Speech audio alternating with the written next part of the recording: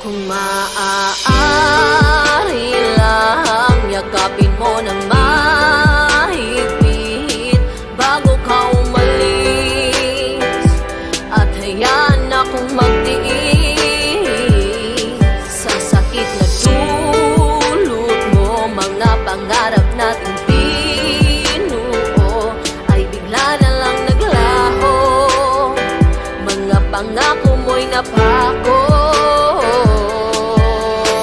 Akala mo ganun lang kadali nakalimutan, at basta itatapon ng ating pinagsamahan. Pinipilit ko na lamang kahit nahihirapan, na ang sarili ay kinukubli ng kalungkutan. Wala kang alam sa aking mga pinagdaanan. Pinanggalingan ay impyerno, paglabas ay kamatayan. Kahit sarili ko ay kinamumuhian, kung bakit ba ganito kadali mo na lamang talikuran. Mga pangakong binitawan sa isa't isa ay nagbago, naglaho, nawala na lamang ng bigla. Bilanggo sa nakaraan natin na dalawang gulong-gulo ang isip. Paano ba magsisimula? Tapos si iwan ay iyo pang ipapahiya. Ganyan ba kalaki ang kasalanan ko na nagawa para palabasin na ako lamang ang siyang masama? Subalit kahit na ganon, dalangin ko mag-ingat ka. Maaari lang, yakapin mo ng mahigpit bago ka umalis, at hayaan akong magtiis sa sakit na dulot mo. Mga pangarap nating binuo ay bigla na lang naglaho. Mga pangako mo'y napako.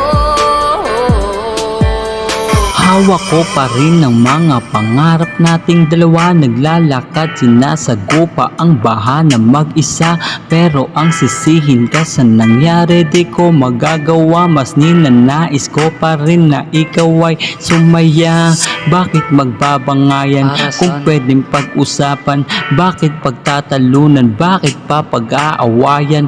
Bakit pa ba sisiraan kung po pwede pababayaan? Meron din naman tayong dalawang pinagsamahan.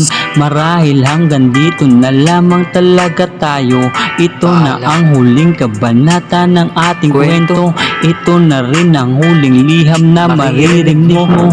At sana masaya ka ngayon dyan sa bago mo. Mahalin ka niya at palagi kanyang pag-iingatan. Huwag mong pababayaan, mahalin mo ng lubusan. Kung may problema siya, lagi mo lamang nadamayan. Dahil minsan niya lamang sa akin ang inyong naranasan. Maaari lang, yakapin mo ng mahigpit bago ka umalis, at Ingat hayaan palagi. akong